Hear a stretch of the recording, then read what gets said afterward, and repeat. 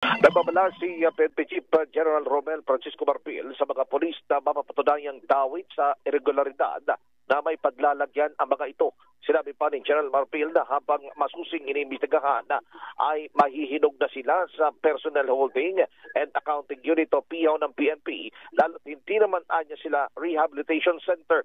Anya, malaki ang inaasahan ng publiko sa mga alagad ng batas kahit walang puwang sa kanilang hanay at hindi nito kinukonsente ang mga tiwaling pulisa.